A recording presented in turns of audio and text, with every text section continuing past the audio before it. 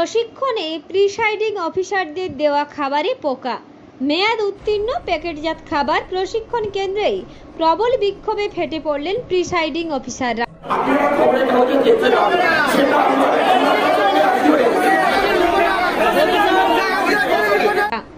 এ রাজ্যে mid day মিলের মান নিয়ে বারে বারে প্রশ্ন ওঠে।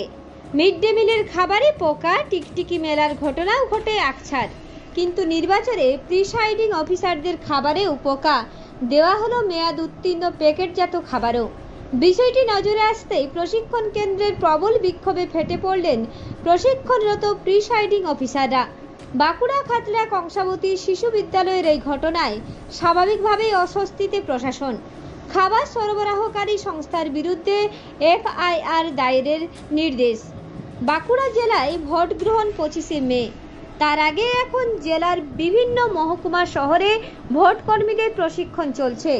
আজ বাঁকুড়ার খাতড়া মহকুমা এলাকায় প্রিসাইডিং অফিসারদের প্রশিক্ষণ দেওয়ার কথা ছিল খাতড়া কংসাবতী শিশু বিদ্যালয়ে। প্রশিক্ষণ নিচ্ছিলেন প্রায় 800 জন প্রিসাইডিং অফিসার। দুপুরে প্রশিক্ষণের ফাঁকে প্রশাসনের তরফে টিফিন দেওয়া হয় প্রত্যেককে। টিফিন হাতে পেয়ে অনেকে খেতে শুরু করেন।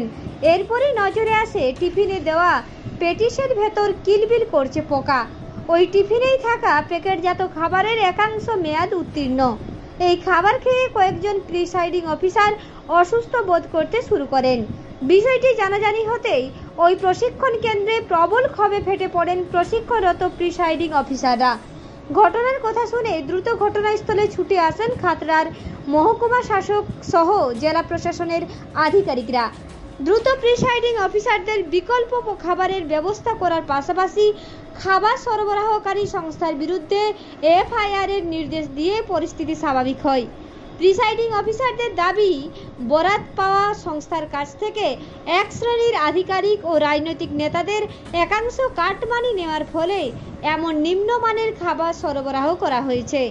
ঘটনার তদন্ত ও দোষীদের দৃষ্টান্তমূলক শাস্তির দাবিতে সরব হয়েছেন বিক্ষোভকারী প্রিসাইডিং অফিসাররা।